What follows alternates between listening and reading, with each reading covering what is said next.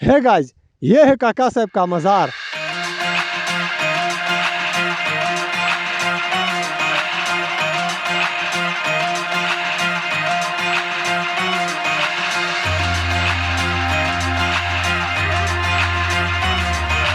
जाते इसके पास और देखते इसके अंदर का सूरत हाल। जैसे मैं उधर ऊपर से नीचे आया तो मैंने देखा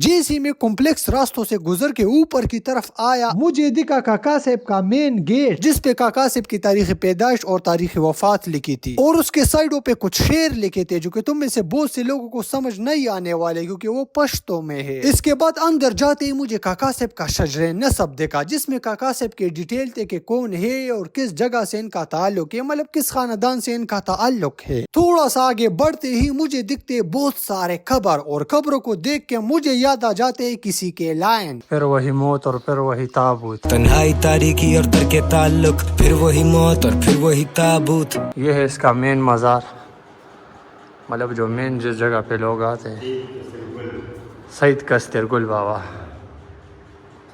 इसका सही नाम जो था ना सईद कस्तिर गुल बाबा था, और ये जो है ना इसका पूरा डिज़ाइन है।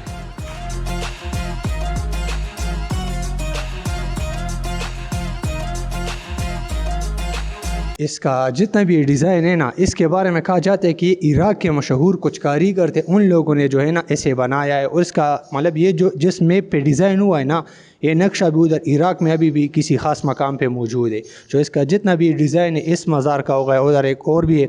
तो इसका जितना भी डिज़ाइन है ये इराक़ के मशहूर कारीगर थे, उन लोगों ने जो है ना इसे बनाया है। यहाँ की एक बात मुझे बहुत अच्छी लगी और एक बात बहुत बुरी लगी। पहले अच्छी वाली सुन लो। यहाँ की ये बात मुझे बहुत अच्छी लगी कि जितने भी मेहमान आते हैं उनके लिए फ्री का खाना होता है, मतलब उनके लिए लंगर लगा रहते हैं, वो 2 टाइम का खाना फ्री में खा सकते हैं, और साथ में ग्रीन टी भी। अब खाना तो मैंने नहीं खाया लेकिन ग्रीन टी जरूर P. The T is fantastic.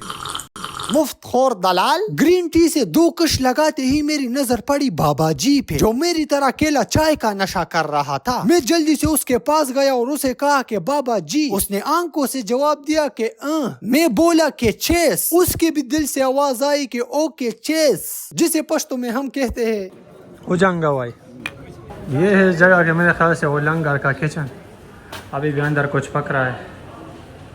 ये मेरे ख्याल से वही चाय है, और इधर बड़ा बड़ा लिखे के शुक्राना बक्स में डाले, ना कि अपने जेब में। अब खाने की बात चल ही रही है, तो जैसे ही मैं लंगर से ऊपर आया तो मुझे दिखे बहुत सारे स्टॉल। अब स्टॉल की क्या मजाल जो वो मुझे देखे, मेरी तो है ना मजाल जो मैं स्टॉल को देखूं। हाँ, छुपा लो चेहरा, कैमरा नहीं इंडिया का मिसाइल है, जिसका भी चेहरा देखेगा ना उसके ऊपर ही ये। हाँ, बात कर रहा था स्टॉल देखते देखते मेरी नजर पड़ी। बीमारी फैलेगी हर जगह हर पल। जंगल में मंगल, जंगल में मंगल, जंगल में मंगल, जंगल में मंगल। हा बोला है गब्बर की शीश न भर। खैर, हमें कुछ नहीं होता, हम स्टील का शरीर रखते हैं। जूस पिला दो मौसम्बी का। हाय हाय हाय। ये जगह जो है ना अब टूरिस्ट के लिए काफ़ी बढ़िया जगह बनी है। इधर लोग आते हैं और मतलब एंजॉयमेंट के लिए आते हैं, और आते हैं फैमिली वगैरह, फिर ऊपर चढ़ते उधर बैठ के ना खाना शाना खाते हैं। और इधर पे मैंने कुछ देखे, वो तो डांस भी कर रहे थे। स्पाइडरमैन तुमने चुराया मेरा दिल का चैन, स्पाइडरमैन तुमने चुराया मेरा दिल का चैन।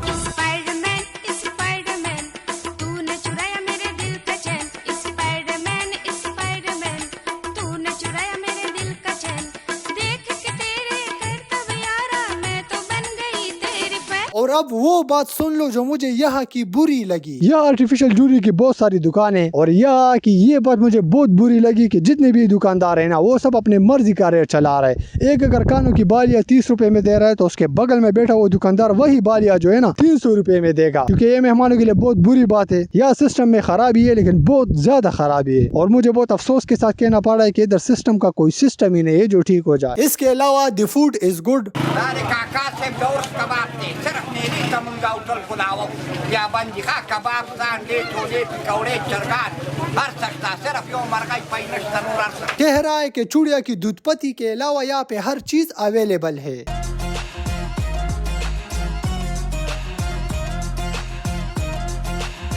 अगर वीडियो पसंद आई है तो लाइक मारो और अगर आवाज़ पहली बार सुन रहे हो तो सब्सक्राइब।